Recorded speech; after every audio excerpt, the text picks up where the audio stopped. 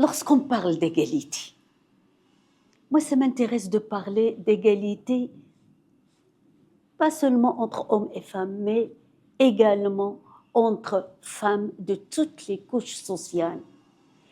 Qu'il n'y ait pas de marginalisation de n'importe quelle catégorie sociale et qu'on ne catégorise pas non plus. On est tous nés après 9 mois de grossesse. La mère célibataire, elle, vit une situation très difficile en tant que femme et en tant que mère. Et pas n'importe quelle mère, une mère qui a eu un enfant en dehors de l'institution du mariage. Et elle vit là une violence vraiment complexe de la part de la société comme de la part de son entourage propre. Mais elle vit une violence beaucoup plus grande sur le plan juridique, sur le plan politique. Rien que dans les papiers, lorsqu'on voit les déclarations, par exemple, officielles, est-ce que, par exemple, la famille, je prends la famille comme exemple, la famille monoparentale n'existe pas dans nos textes de loi. Or, il y a une multiplicité de familles monoparentales, de familles dont la femme est chef de foyer. Cette mère célibataire n'est pas citée. La divorcée ou la veuve ne sont pas citées comme une catégorie sociale constituant une famille. Et ces lois qui sont discriminatoires envers la mère célibataire, elles doivent changer et c'est le combat que Solidarité féminine a mené depuis 1985 pour que la femme, la mère célibataire, ait un statut, elle et son enfant, et que son enfant soit reconnu à travers l'ADN, parce que ce n'est pas possible dans un siècle où on est où la science a atteint un degré vraiment très, très élevé dans tous les domaines, qu'on n'utilise pas l'ADN pour la reconnaissance de la filiation de l'enfant et la reconnaissance paternelle. L'enfant a besoin d'être reconnu, de porter le nom de son père. On peut lui donner tout l'argent du monde, mais ça n'équivaut pas à l'affection, à la protection paternelle. Ça fait partie aussi de nos revendications les plus fortes.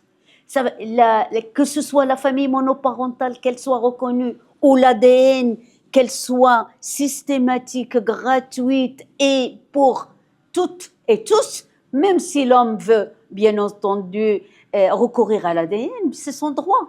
Mais le droit de l'enfant ne doit pas être oublié.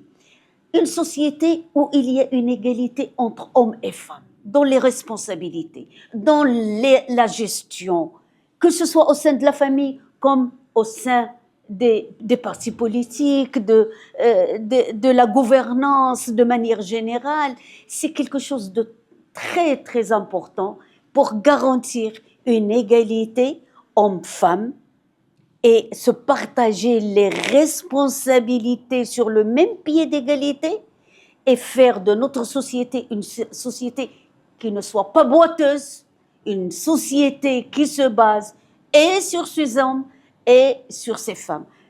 On doit reconnaître la valeur ajoutée de la participation de la femme politiquement, juridiquement, économiquement et même sur le plan environnemental. Donc, la femme a fait, a fait ses preuves pour montrer qu'elle a des compétences extraordinaires pour gérer une entreprise. Comment se fait-il qu'on ne fasse pas attention à la population la plus vulnérable pour lui donner les moyens d'être formée, et ça c'est le travail de l'État, d'être encadré, d'être suivi aussi, accompagné psychologiquement et juridiquement, et que l'attention de l'État tombe sur les plus vulnérables pour les protéger et leur donner la possibilité d'élever leur voix et de montrer aussi leurs revendications.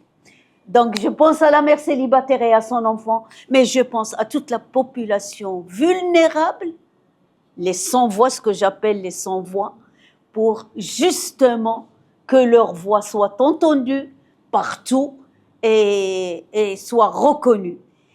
L'autonomisation économique. Solidarité féminine a beaucoup travaillé là-dessus dès sa création, avec le restaurant économique qu'on avait instauré pour la formation des mamans et pour leur permettre de faire un projet générateur de revenus plus tard en quittant Solidarité.